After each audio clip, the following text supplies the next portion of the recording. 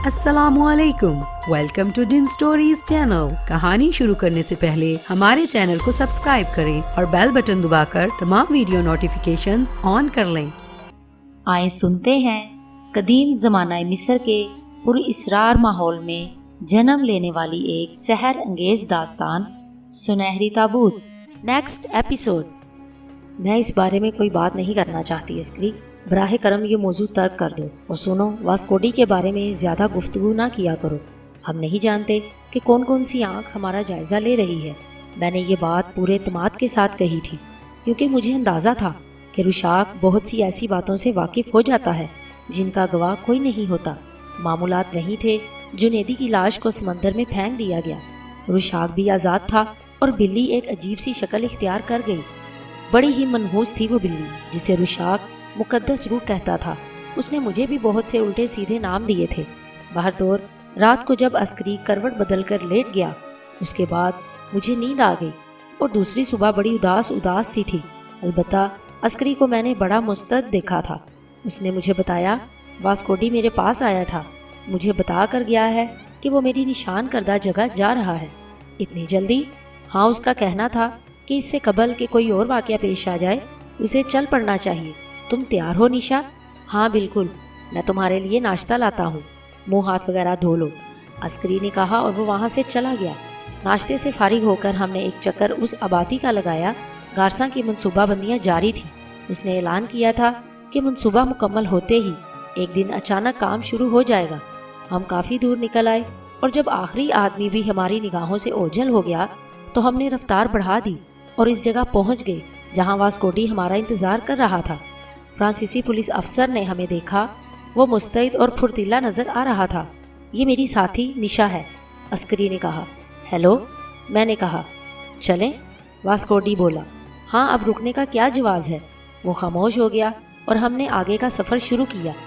ہم لوگ باتیں کرتے ہوئے جہاز تک پہنچ گئے، تختے کے ذریعے جہاز پر چڑھے اور پھر عرصے پر کھڑے ہو کر میں نے کپتان زگلر کو آواز دی، مسٹر زگلر، مسٹر زگلر، ہم آپ سے ملنا چاہتے ہیں۔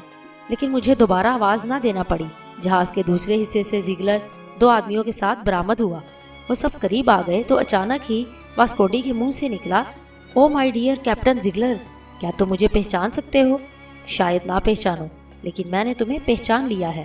واسکوڈی کا جملہ ابھی پورا نہیں ہوا تھا کہ زگلر آگے بڑھا اور دونوں ہاتھ پھیلا کر واسکوڈی سے لپٹ گیا۔ پھر اس نے کہا، تم سے مل کر مجھے بہت خوشی ہوئی ہے۔ تمہیں دور ہی سے دیکھ لیا گیا تھا۔ افسوس کہ ہم تمہاری کوئی خاطر نہیں کر سکتے۔ جہاز ہی کے ایک کیبن میں بیٹھنے کا انتظام کیا گیا، سب وہاں جا کر بیٹھ گئے۔ زگلر نے کہا، اور اب مجھے یہ سب کچھ بتانے میں بہت خوشی ہو رہی ہے، ورنہ پہلے میں اس تشویش کا شکار تھا کہ کہیں میرا راز کسی غلط انسان کے پاس نہ پہنچ جائے۔ اس نوجوان نے یہ کہہ کر وہ تمہیں لے کر آئے گا تمہارا تذکرہ کیا تھا، اور اس کا خیال تھا کہ تم ایک ذمہ دار پولیس افسر ہو، اس لیے ذہین بھی ہوگے۔ تم اس سلسلے میں ہمارے لیے بہت کارآمد ثابت ہو سکتے ہو۔ بہرطور یہ سب کچھ ہے۔ ہم تمہارا شدید انتظار کر رہے تھے اور جب تم نہیں آئے تو ہمیں بڑی مایوسی ہوئی۔ ہاں میرے دوست، در حقیقت ہم اس شیطان صرف درندے کے چنگل میں پھنسے ہوئے ہیں اور ایسے انوکھے واقعات پیش آ رہے ہیں جن کے بارے میں کچھ کہا نہیں جا سکتا۔ یہ بہت خوشی کی بات ہے کہ گارساں کی نظر ہمارے جہاز پر نہیں پڑی اور وہ اس کی دیوانگی سے محفوظ ہے۔ ہمارے پاس بہت مختصر سے ہتھیار ہیں۔ ایک کارگو شپ کو جنگی جہاز میں تو تبدیل نہیں کیا جا سکتا۔ تجویز یہ ہے کہ رات کی تاریکی میں تم لوگوں کی مدد سے ہم پہلے ان میں سے کسی ایک مورچے پر قبضہ کریں اور وہاں سے ہتھیار حاصل کرنے کے بعد دوسرے مورچے کے لوگوں کو نشانہ بنائیں۔ واسکوڈی ہنسا اور بولا، بہرحال میرے دوست، میں تمہاری اس تجویز سے متفق نہیں ہوں کیونکہ اس میں ایک بہت بڑی خامی ہے۔ واسکوڈی پرخیال انداز میں رخسار کھجانے لگا۔ بہت دیر تک خاموشی طاری رہی۔ پھر اس نے کہا، ایک اور طریقہ ہو سکتا ہے، بے شک وہ پیچیدہ اور مشکل ہے، لیکن میں سمجھتا ہوں اگر ایسا ہو جائے تو ہم کم خطرہ مول لے کر زیادہ فائدہ حاصل کر سکتے ہیں۔ سب سوالیہ نگاہوں سے واسکوڈی کو دیکھنے لگے تو وہ بولا، گارساں ایک جرائم پیشہ آدمی ہے۔ لوٹ مار، قتل و غارت گری اس کی فطرت کا حصہ ہے اور یہ سب کچھ دولت کے لالچ کے لیے کیا جاتا ہے۔ ہاں بالکل، زگلر نے کہا، دولت کا لالچ ہی اسے ہوش سے بیگانہ کر سکتا ہے۔ براہ کرم وضاحت کیجیے۔ زگلر بے چینی سے بولا اور واسکوڈی مسکرانے لگا۔ پھر اس نے کہا، سمندر کے اس ویران گوشے میں پہاڑوں کے درمیان ایک جہاز کا ڈھانچہ کھڑا ہوا ہے۔ اس میں ہیرے جواہرات کے انبار ہیں۔ خیال ہے کہ اس کے ذریعے ایک بہت بڑا خزانہ کہیں منتقل کیا جا رہا تھا کہ جہاز طوفان کا شکار ہو گیا۔ اس میں انسانی ڈھانچوں اور خزانوں کے انبار کے علاوہ کچھ نہیں۔ یہ خبر گارساں کو عقل و خود سے عاری کر سکتی ہے، بشرطے کہ یہ خبر سنانے والا کوئی ایسا انسان ہو جو بہترین اداکاری کر سکے، مگر وہ واسکوڈی نہ ہو، ورنہ گارساں اس کی نیت پر شک کرے گا۔ زگلر کا چہرہ سرخ ہو گیا اور وہ بدحواسی سے بولا، اور وہ خزانے کے لالچ میں دوڑ آئے گا یہاں، اور واقعی ایسا ہی ہوگا۔ ہاں، اور پھر وہ واپس نہیں جائے گا۔ اس کے جو ساتھی باقی رہ جائیں گے ان کی ذمہ داری میں قبول کرتا ہوں۔ واسکوڈی نے سینے پر ہاتھ رکھ کر کہا، بہترین، لاجواب اور اطلاع دینے والی شخصیت عسکری سے بہتر اور کوئی نہیں ہو سکتی۔ میں تیار ہوں، عسکری نے گرم جوشی سے کہا، گویا میری تجویز سب کو قبول ہے۔ اس سے عمدہ تجویز ہو ہی نہیں سکتی، زگلر نے کہا، اور اچانک ہی میری نظر کیبن کی کھڑکی سے باہر کی طرف اٹھ گئی جہاں چٹانیں نظر آ رہی تھی، اور میرا چہرہ زرد ہو گیا۔ میرے حلق سے ایک سہمی ہوئی سی آواز نکلی، عسکری، وہ دیکھو۔ عسکری میری آواز پر اچھل پڑا، اور پھر میرے اشارے پر عسکری کے علاوہ واسکوڈی نے بھی ادھر دیکھا اور اس کی آنکھوں میں خون اتر آیا۔ زگلر ہماری کیفیت سے بے نیاز اپنی باتوں میں مصروف تھا۔ اچانک اس نے ہماری بے چینی کو محسوس کیا اور ہمیں تعجب سے دیکھنے لگا۔ کیا بات ہے؟ اس نے کہا، اور پھر تھوڑا جھکا۔ اس نے بھی ادھر دیکھا جہاں ہم لوگ دیکھ رہے تھے۔ وہ بلی وہاں موجود تھی۔ زگلر کو بھی مارشل کے حادثے کے بارے میں تفصیلات معلوم تھی، لیکن رشاق یا میرے بارے میں کچھ نہیں پتا تھا۔ چنانچہ اس نے حیرانی سے کہا، کیا بات ہے؟ آپ لوگ کیا دیکھ رہے ہیں؟ وہاں تو ایک بلی کے سوا اور کچھ بھی نہیں۔ اس نے حیرانی سے کہا، کیونکہ بات اس کی سمجھ میں نہیں آ سکی تھی۔ یہ بلی بے حد خوفناک ہے مسٹر زگلر، ایک پراسرار وجود جس کے بارے میں کچھ نہیں کہا جا سکتا۔ صرف یہ بلی؟ زگلر حیرانی سے بولا۔ ہاں، انتہائی خوفناک، ایک ہولناک قاتل جس کے بارے میں کچھ نہیں کہا جا سکتا۔ عجیب بات ہے مسٹر واسکوڈی، جو میری سمجھ میں نہیں آئی۔ آپ اس کا رنگ و روپ اور جسامت دیکھ رہے ہیں مسٹر زگلر؟ واسکوڈی نے کہا، ہاں، یہ عجیب ہے۔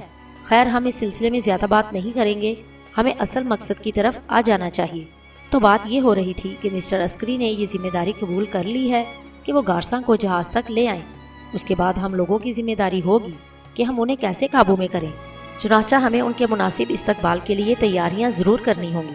ہاں، معمولی تیاریاں نہیں بلکہ بھرپور تیاریاں، واسکوڈی نے کہا، اور یہ بات بھی طے ہے کہ وہ مسلح ہو کر آئے گا، لیکن آپ لوگ فکر نہ کریں، اس کے لیے تھوڑی سی ریہرسل کر لینا ضروری ہے۔ آپ اسے خزانے کی کہانی سنائیں گے مسٹر عسکری؟ آئیے میں آپ کو بتا دوں کہ یہ خزانہ کہاں ہے۔ آئیے براہ کرم۔ زگلر اپنی جگہ سے اٹھا اور پھر وہ جہاز کے نچلے حصے میں پہنچ گیا جہاں لکڑی کے بڑے بڑے باکس رکھے ہوئے تھے۔ ان سب کی آنکھیں مسرت سے چمکنے لگی۔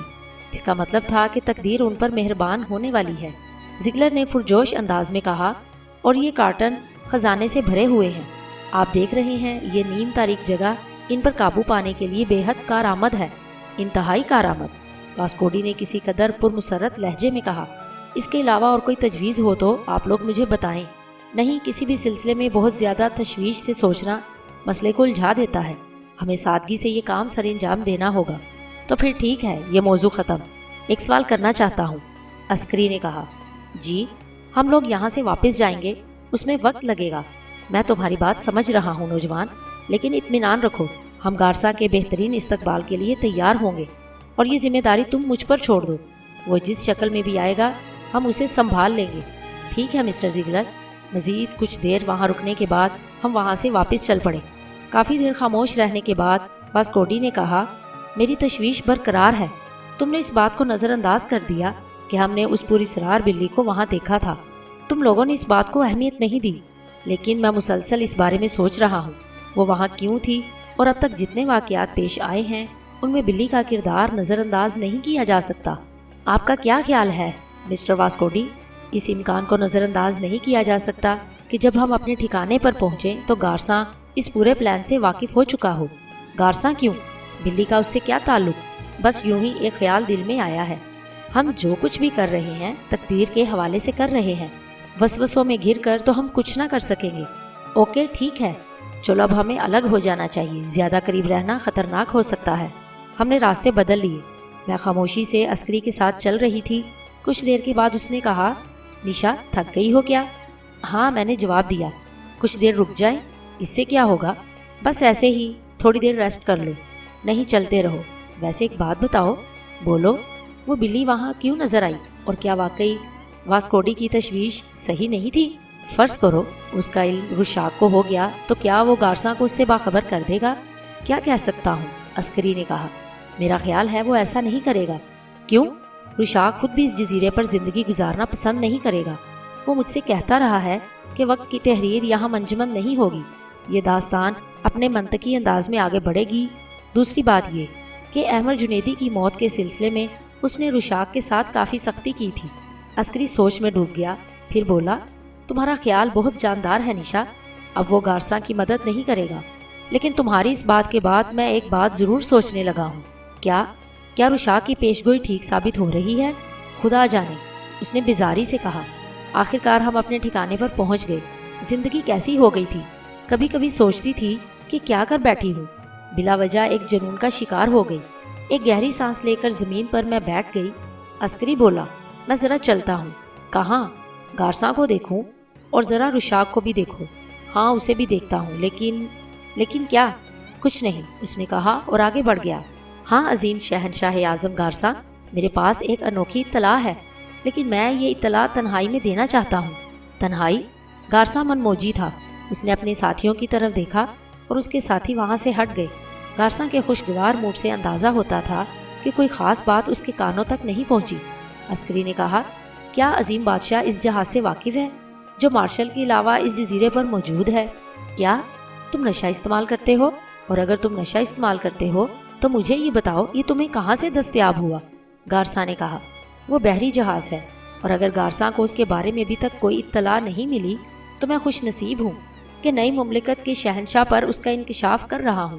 تو نے بڑی انوکھی بات کہی ہے نوجوان، کیا واقعی اس جزیرے پر ایسا کوئی جہاز موجود ہے جس کے بارے میں مجھے علم نہیں؟ اگر ایسا ہے تو مجھے حیرانی ہے کہ مجھے اب تک اس کے بارے میں پتہ کیوں نہیں چل سکا، یا پھر یہ تیرا کوئی خواب ہے جو تجھے میرے پاس لے آیا۔ لیکن خیر، تو نے مجھے جس حیثیت سے تسلیم کیا ہے وہ ایسی ہے کہ ایک بار تجھے معاف کیا جا سکتا ہے۔ نہیں عظیم گارساں، یہ جہاز بوسیدہ حالت میں اس جزیرے پر موجود ہے، اس پر جا بجا انسانی ڈھانچے بکھرے ہوئے ہیں، اور اس کے ایک سٹور میں چند باکس محفوظ ہیں جن میں ایک عظیم الشان خزانہ بھرا ہوا ہے، سونے چاندی کے زیورات، بدھ مذہب کے پیروکاروں کے عقائد کے مطابق سونے کے مجسمے جن میں جواہرات جڑے ہوئے ہیں۔ اچانک ہی گارساں نے آگے بڑھ کر عسکری کا گریبان پکڑ لیا اور پھر جھنجھوڑتے ہوئے بولا، کہاں ہے یہ سب کچھ؟ کہاں ہے؟ اور وہ جہاز جس کے بارے میں تجھے معلوم ہوا ہے؟ میں اور میری ساتھی لڑکی جزیرے کی بھول بھلیوں سے گزرتے ہوئے ایک ساحل پر جا نکلے۔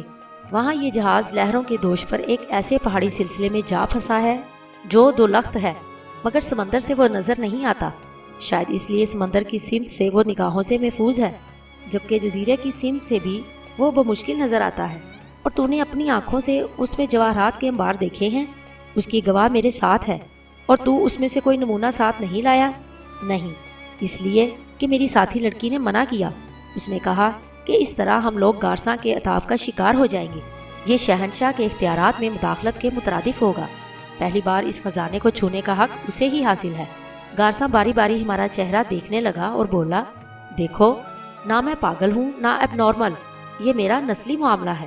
اب دوبارہ مجھے بتاؤ کہ جو کچھ تم نے کہا ہے سچ ہے؟ بالکل سچ ہے، وہ ایک ایسا خزانہ ہے کہ انسان پاگل ہو جائے، لیکن ہمیں اس کے عوض صرف آپ کی محبت چاہیے مسٹر گارساں۔ ایسا کوئی جہاز میرے آدمیوں کی نگاہوں سے کیسے محفوظ رہا؟ تعجب ہے، ذرا مجھے اس جگہ کی تفصیل بتاؤ۔ عسکری نے کچھ اس طرح ٹیڑھا ٹیڑھا کر کے یہ تفصیل بتائی تھی کہ سمجھ میں نہ آ سکے۔ البتہ گارساں کھو گیا۔ کچھ دیر خاموش رہنے کے بعد اس نے کہا، لیکن مجھے بتاؤ میں کیا کروں؟ اب آپ جس طرح بھی پسند کریں، میں آپ کو وہاں تک لے جانے کے لیے تیار ہوں۔ کیا رات کو وہ جگہ تلاش کر لو گے؟ گارساں نے سوال کیا۔ دن کی روشنی زیادہ بہتر رہتی ہے، عسکری نے جواب دیا۔ میرا بھی یہی خیال ہے، اور پھر انتظامات بھی تو کرنے ہوں گے۔ تم نے اس بارے میں اور کسی کو بھی نہیں بتایا؟ بھلا اس کا کیا سوال پیدا ہوتا ہے عظیم گارساں؟ عسکری نے کہا، اور گارساں سوچ میں ڈوب گیا، پھر بولا، ٹھیک ہے، اپنی عورت کے ساتھ آرام کر، صبح تجھے جلدی جاگنا ہوگا۔ جاؤ بس، اب جاؤ، باقی کام میرا ہے، اس نے کہا اور واپسی کے لیے پلٹ گیا۔ ہم بھی وہاں سے اٹھ کر اپنی جگہ آ گئے۔ عسکری نے ٹھنڈی سانس لے کر مسکراتے ہوئے کہا، اب ساری رات نہ اسے نیند آئے گی اور نہ مجھے، وہ خزانے کے لیے جاگتا رہے گا، اور میں اس پروگرام کی کامیابی کے لیے ویسے تمہارے خیال میں اس سے ہونے والی گفتگو مناسب رہی؟ ہاں بہت مناسب، لفاظی میں تو تم اپنا کوئی جواب نہیں رکھتے، کوئی تمہاری باتوں میں نہیں آ سکتا، میں نے کہا اور عسکری ہنسنے لگا۔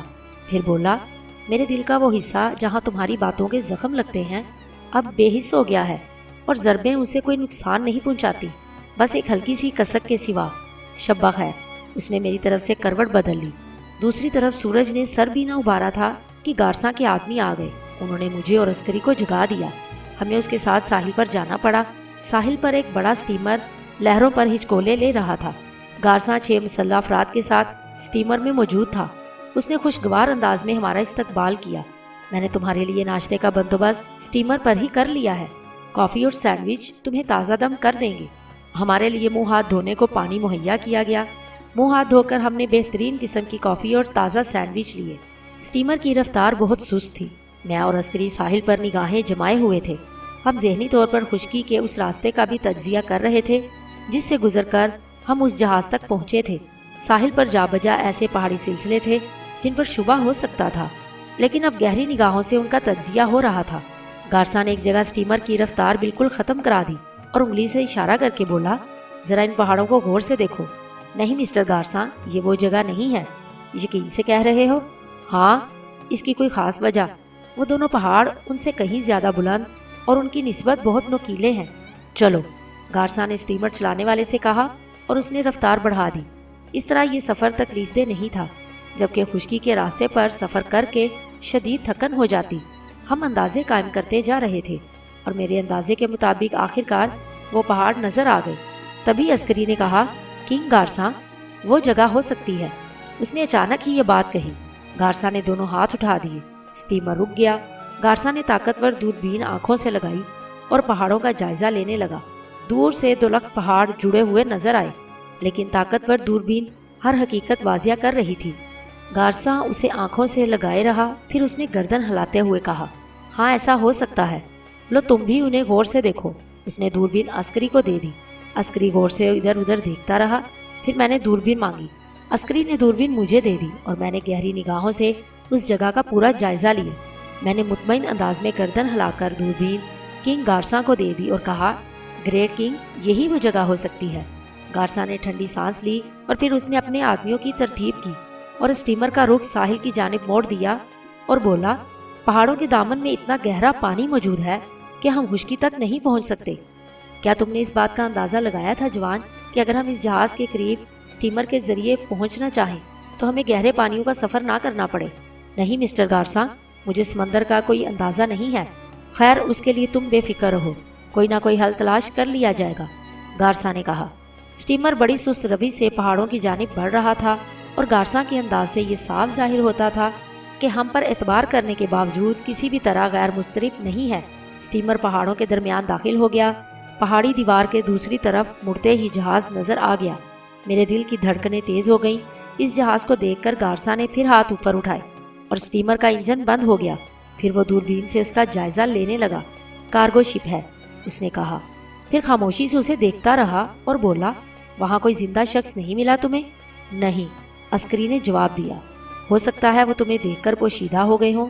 ہم نے بہت دیر تک اس کا جائزہ لیا تھا، کوئی آہٹ نہیں ملی؟ بالکل نہیں۔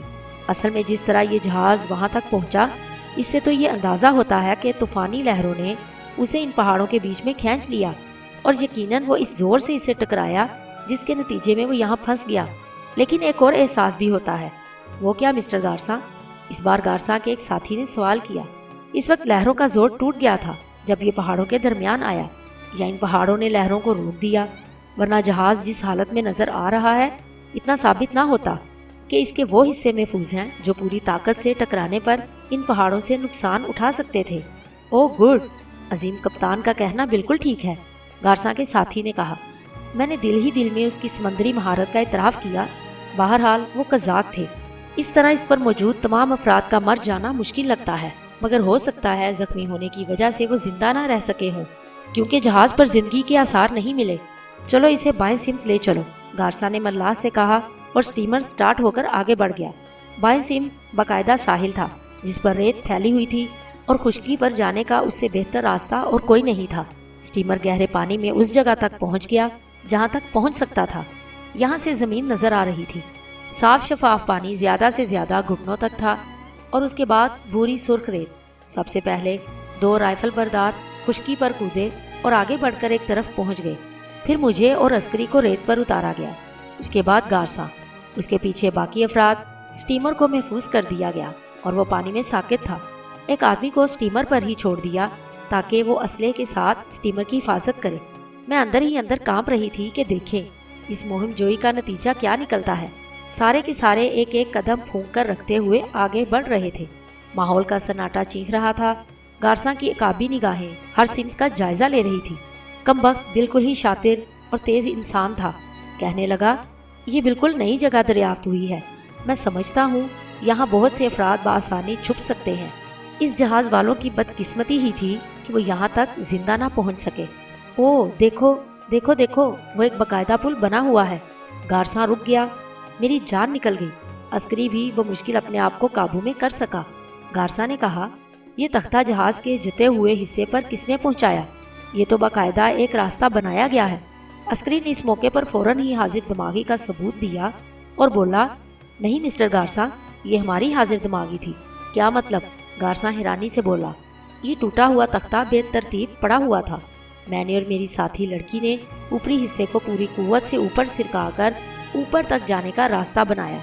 असल में हमें भी उसे देखने का तजस्सुस पैदा हुआ था। गारसा ने एक निगाह हम दोनों पर डाली और आहिस्ता से बोला, इसका मतलब है कि तुम दोनों बहुत ताकतवर हो। इस तख्ते को सिर्फ 2 आदमी उठाकर ऊपर तो नहीं पहुंचा सकते, लेकिन तुम कहते हो तो ठीक ही होगा। खैर छोड़ो, आओ आगे चलते हैं। ये तख्ता ऊपर जाने के लिए मजबूत है ना? बिल्कुल मजबूत है। गालिबन जहाज वालों ने यहाँ जहानत का सबूत दिया था कि तख्ते के आसपास किसी किस्म के निशानात नहीं छोड़े थे। गारसा किसी चौकन्ने चीते की तरह इतराफ पर निगाहें जमाए हुए था और उसके कान बार बार हिल रहे थे, जैसे हर आहट को सुनने की कोशिश में मसरूफ हो। गारसा रुक रुक कर जहाज पर तबसरे कर रहा था। उसने यहाँ भी एक राइफल बरदार को छोड़ दिया और हमारे साथ आगे बढ़ता रहा। मेरी जान आंखों में सिमट रही थी। सर बुरी तरह चकरा रहा था। कदम बार बार लड़खड़ाने लगते थे। फिर वो संदूक नजर आ गए जिनकी तादाद अब बढ़ गई थी। ये अस्करी के मुंह से फंसी फंसी आवाज निकली। खजाना इनमें है? हाँ, ये सब भरे हुए हैं। मैंने सिर्फ चंद देखे हैं।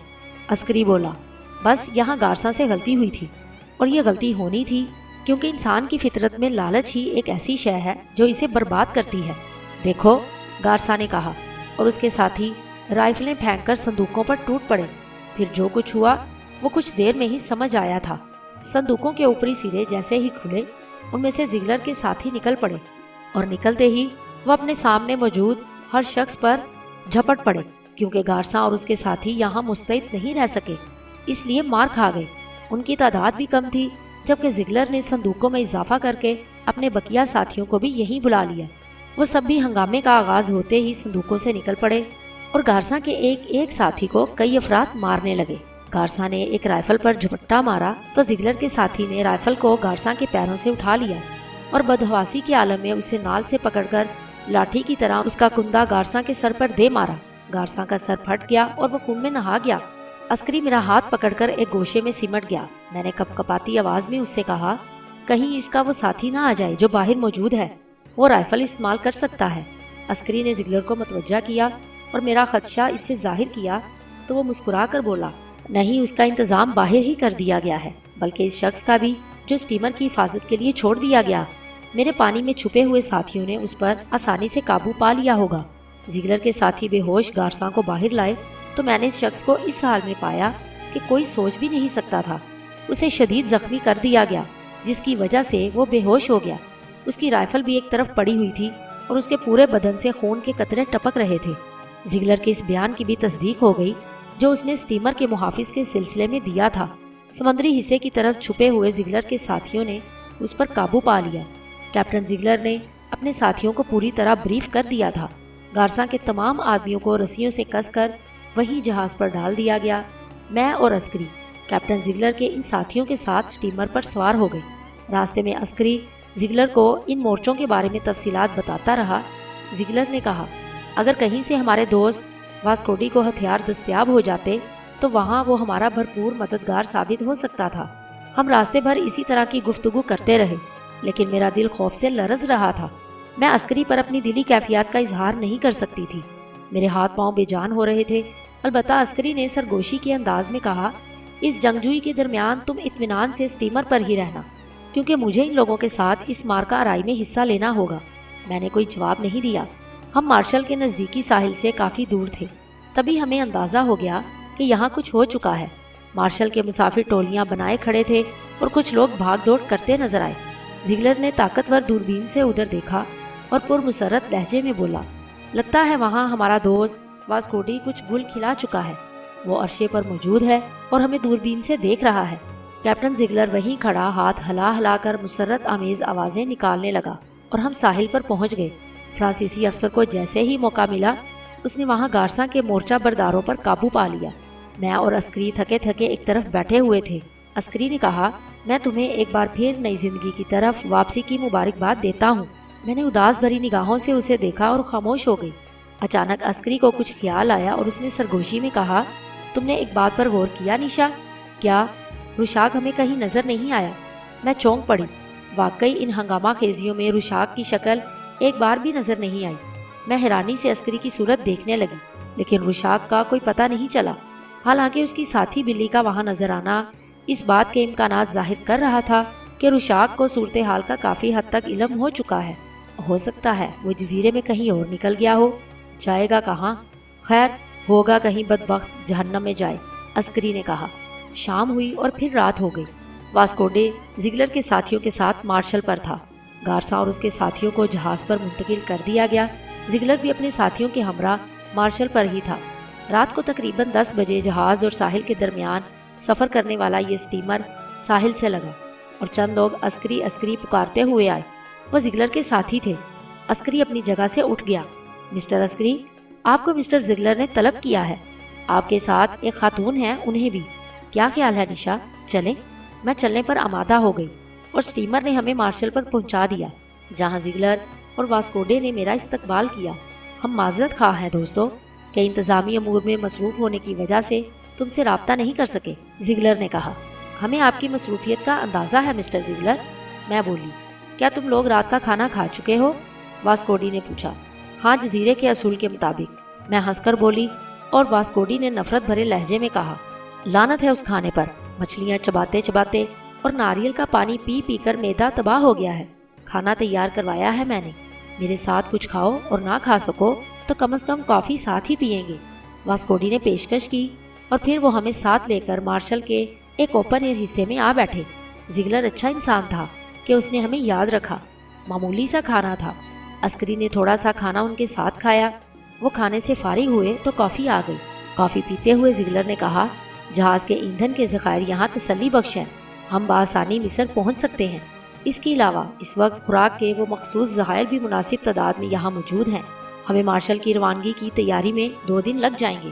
تیسرے دن ہم لنگر اٹھا دیں گے۔ کیا ہم یہاں سے الجزائر جائیں گے مسٹر زگلر؟ نہیں بیبی، کچھ قانونی وجوہات کی بنا پر ایسا کرنا ممکن نہیں ہوگا۔ اور مسٹر واسکوڈی، کیا آپ ہمارے ساتھ مصر چلیں گے؟